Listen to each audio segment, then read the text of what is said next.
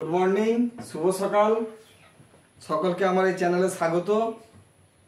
আজকে আমি চলে এসেছি ত্রিভুজের পার্ট 2 নিয়ে, যেটা যে কোনো পরীক্ষার জন্যই খুবই ইম্পর্টেন্ট। দেখো তোমরা এই ধরনের কোশ্চেন এলে কিভাবে পরীক্ষার হলে করবে, ঠিক আছে, এবং ভালো নাম্বার পেয়ে তোমরা বেরিয়ে আসবে। তাহলে দেখো প্রথম কোশ্চেন কি আছে, find the area of a triangle whose one angle is 90 degree. The hypotenuse is 5 meters and the base is 3 meter.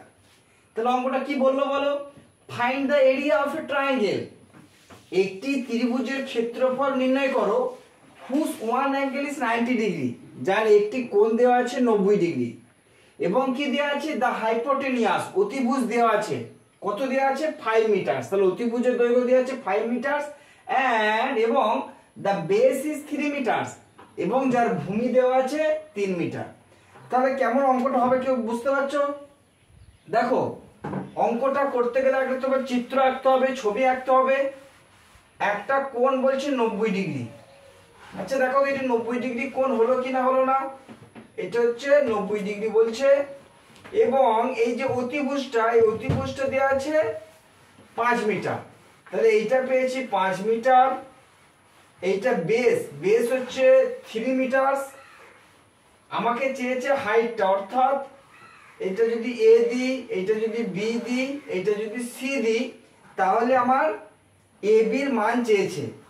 আচ্ছা আমরা একটা ছোটবেলায় ফর্মুলা শিখেছিলাম না, পিথাগোরাসের সূত্র। সেই পিথাগোরাসের সূত্রটা কি ছিল বলো, কেউ একজন বলো। হ্যাঁ, যে লম্ব স্কয়ার যুক্ত ভূমি স্কয়ার ইজ ইকুয়াল টু অতিভুজ স্কয়ার। ওই ফর্মুলাতে ফেলে দিলে আমাদের অ্যান্সার বেরিয়ে যাবে। দেখো তাহলে আমরা জানি যে height square, HEIGHT, height square plus base square, base মানে ভূমি, হাইট মানে লম্ব বলতে পারো, is equal two hypotenuse. Hypotenuse মানে কি বলেছিলাম, অতিভুজ, এদের হোল স্কয়ার। আচ্ছা এবার আমরা মান বার করবো। দেখো লম্ব স্কয়ার যুক্ত ভূমি স্কয়ার ইজ ইকুয়াল টু অতিভুজ স্কয়ার। এবার তো হাইটের মানটা আমি চেয়েছি, কিন্তু হাইট তো আমরা জানি না যে কত মান। তাহলে হাইটই রাখবো, হাইট স্কয়ার ইকুয়াল টু হয়ে যাবে, দেখো হাইপোটেনিয়াসের মান কত আছে কেউ একজন বলো। হাইপোটেনিয়াসের মান আছে 5 স্কয়ার, হাইপোটেনিয়াস আছে 5, অতিভুজ আছে 5। তাহলে 5 স্কয়ার যদি করি আমরা পাবো 25, এবং এইদিকে প্লাস আছে, এইদিকে গেলে মাইনাস হয়ে যায়। বেস আছে কত মিটার, 3 মিটার। তাহলে 3 square equal to 9। Now height equal to কত হয়ে যাবে বলো, রুট হয়ে যাবে। তাহলে 25 আর 9 বিয়োগ করলে কত হবে, 16। আচ্ছা কার স্কয়ার 16 হয় বলো তো, 4। তাহলে আমরা হাইট পেলাম 4 মিটার। এতটা বুঝতে পেরেছো সবাই? এবার দেখো আমাদের এরিয়া চেয়েছিল। আচ্ছা বলো তো ত্রিভুজের এরিয়া অর্থাৎ ক্ষেত্রফলের ফর্মুলাটা কি ছিল, কেউ একজন বলো। নাও দ্য এরিয়া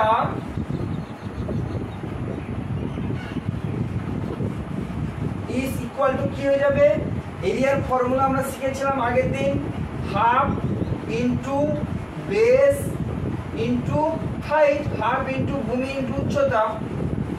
তাহলে কি হলো দেখো, হাফ মানে হাফ হয়ে গেল, ইন্টু বেস কত দেওয়া আছে বলো, বেস দেওয়া আছে দেখো 3 মিটার।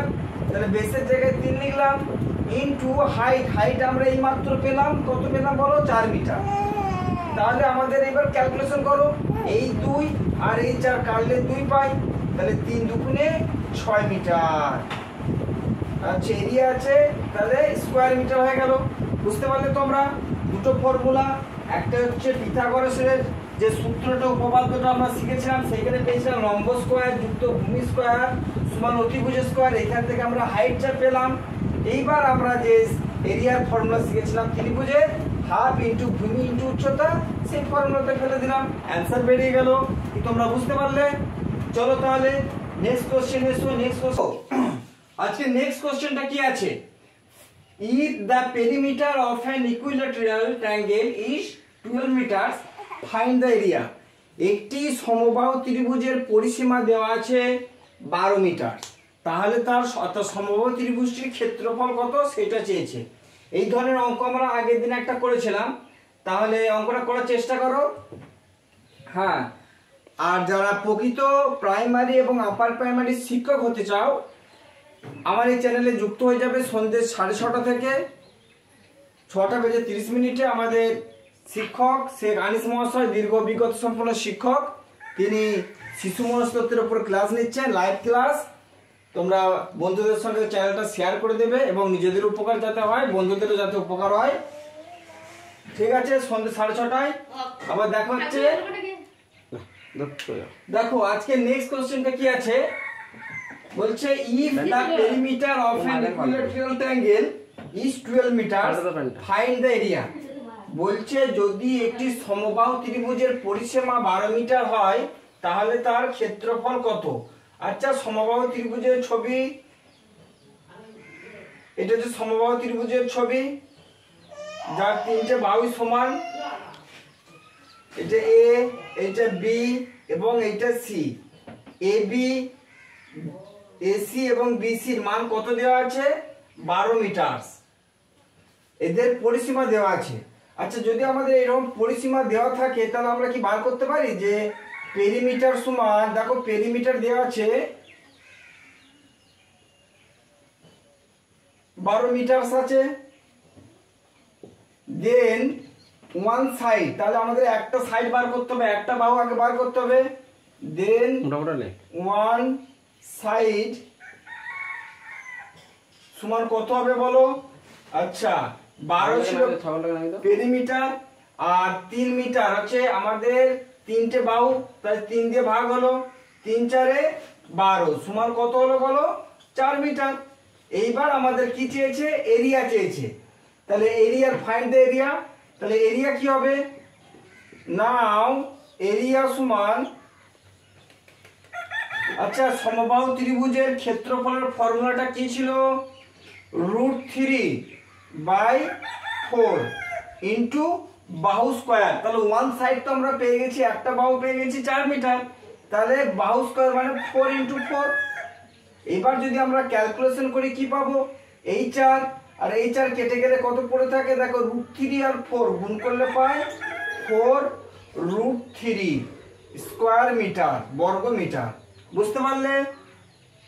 যেহেতু অঙ্কটার মধ্যে পরিসীমা দেওয়া ছিল সেহেতু আমরা একটা সাইড অর্থাৎ একটা বাহু বার করলাম, 3 দিয়ে ভাগ করলাম, যেহেতু একটা ত্রিভুজের 3টে বাহু থাকে তাই 3 দিয়ে ভাগ হলো, পেলাম 4 মিটার। এইবার আমরা ক্ষেত্রফলের ফর্মুলাটা বসিয়ে দিলাম, অ্যান্সার পেয়ে গেলাম। ফর্মুলাটা √3/4 ইন্টু বাহু স্কয়ার। আজকে এখানে থাক, আবার সন্ধ্যে 6:30 শিশু মনস্তত্ত্বের উপর ক্লাস নেবেন আমাদের দীর্ঘ অভিজ্ঞতা সম্পন্ন শিক্ষক শেখ আনিস মহাশয়। ওনার ক্লাসে তোমরা অ্যাটেন্ড করবে।